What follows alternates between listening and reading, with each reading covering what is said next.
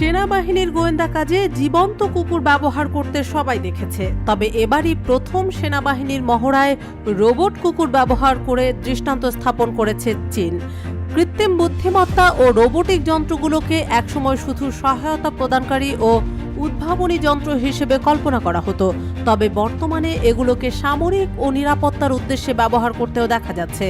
এই প্রযুক্তির সর্বশেষ এবং সবচেয়ে আলোচিত ও বিতর্কিত উদ্ভাবন হচ্ছে রাইফেল সজ্জিত রোবট কুকুর।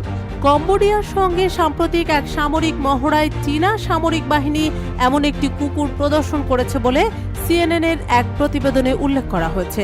চীনের রাষ্ট্রীয় সম্প্রচার মাধ্যম সিসিটিভি রোবট কুকুরটির ভিডিও প্রকাশ করেছে। ওই ভিডিও থেকে চেন ওয়েই নামের এক সেনার উদ্ধৃতি দিয়ে সিএনএন বলেছে, এই রোবট কুকুরগুলো বাহিনীর সদস্যদের প্রতিস্থাপন, শহুরে সামরিক অভিযানে নতুন সদস্য হিসেবে কাজ করতে, শত্রুকে শনাক্ত করতে ও লক্ষ্যবস্তুতে আঘাত করতে পারে। ভিডিওতে রিমোটের মাধ্যমে কুকুরটিকে হাঁটানো, লাফালাফি, শোয়ানো ও পেছন থেকে ঘোরাতেও দেখা যায়।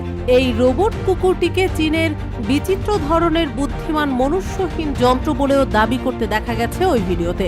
এছাড়া সামাজিক যোগাযোগ মাধ্যম এক্সে প্রকাশিত আরেকটি ভিডিওতে দেখা যাচ্ছে একজন চীনা সেনা কম্বোডিয়ায় মেশিন গানে সজ্জিত একটি রোবট কুকুর নিয়ে হাঁটছেন।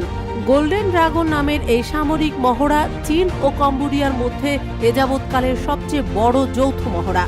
15 দিন ব্যাপী এই যৌথ মহড়া গত 16 মে শুরু হয়েছে এবং চলবে 30 মে পর্যন্ত। এই মহড়ায় 14টি যুদ্ধজাহাজ, 2টি হেলিকপ্টার, 69টি সাঁজোয়া যান ও ট্যাঙ্ক রয়েছে।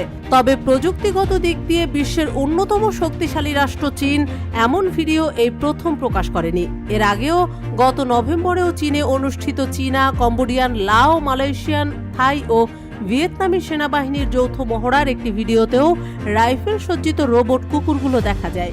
এদিকে 2020 সালে মার্কিন বিমান বাহিনীও তার advanced battle management system robot কুকুর প্রদর্শন করে সারা বিশ্বে হইচই ফেলে দিয়েছিল। এখন এই তালিকায় যুক্ত হয়েছে চীনের নামও।